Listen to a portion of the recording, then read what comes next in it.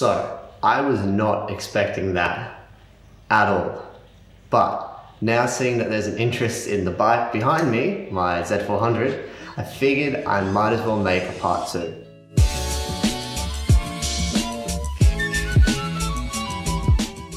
So sitting in front of me are the new lights and indicators. But before I jump into pulling the bike apart and putting these on, I need to show you the few changes that have taken place between the previous video and now.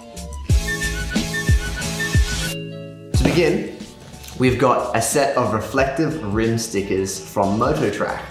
The beauty about these reflective rim stickers is it's actually in their name. They're reflective. So when light passes over them, they light up and illuminate your bike, making it clearer to pedestrians or other vehicles. But it also makes your bike look a little bit like the bikes from Tron, which gave me an idea that I'll come back to at a later point. Now, they retail at about $50 and shipping was free, so that was great. And while you could get cheaper ones on eBay, when I found and actually ordered a set of cheaper ones from eBay, when they arrived, they were just completely crap. It was not even worth putting on. So I completely discarded them, and then I went looking and then found these ones. So yeah.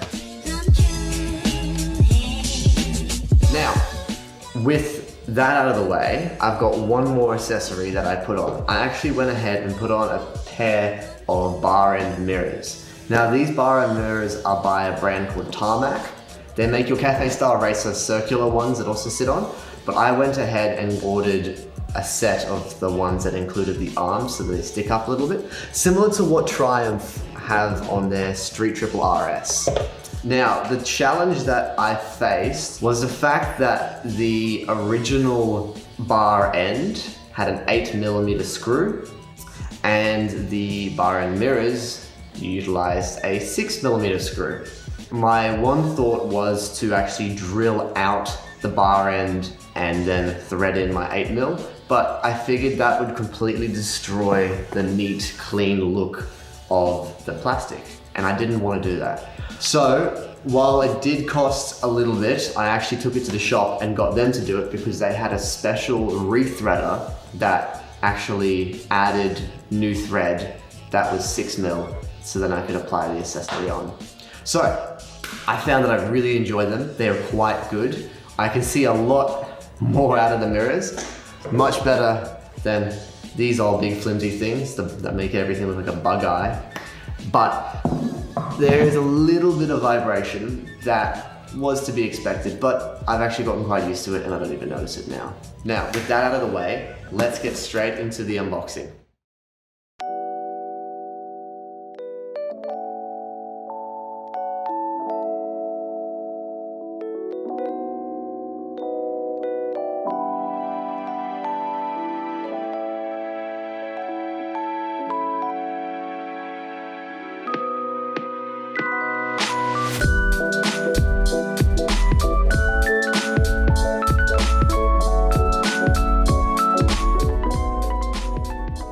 Alrighty, so what we have here is what they call a plug-and-play relay flasher.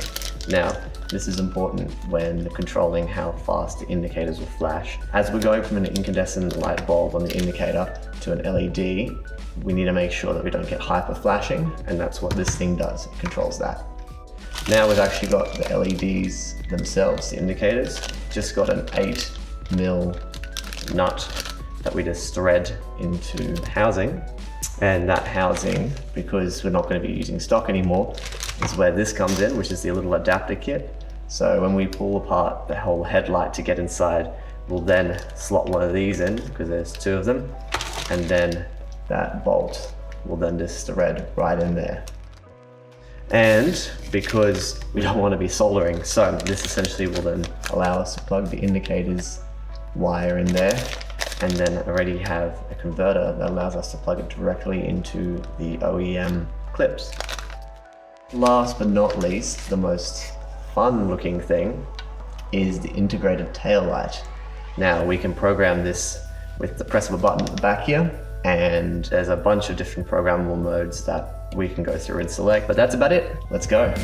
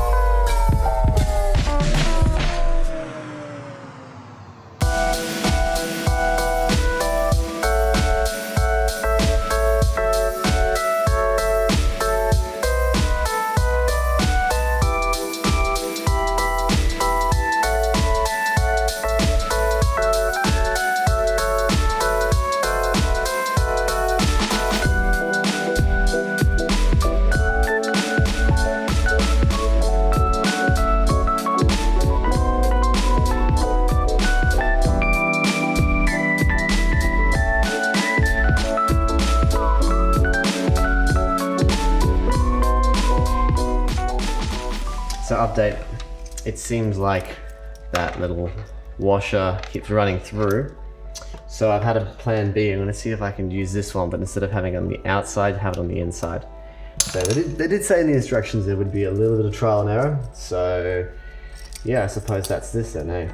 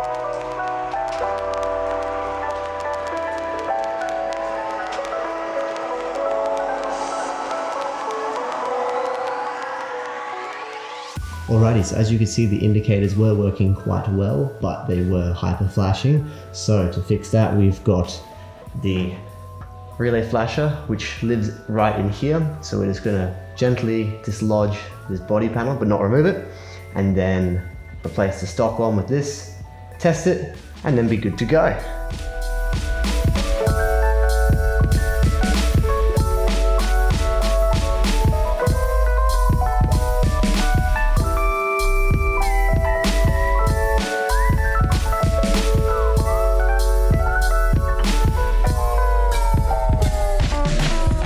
Okay, so we've got the old tail light and old indicators right here. We're going to pull the back of the bike apart to access that tail light.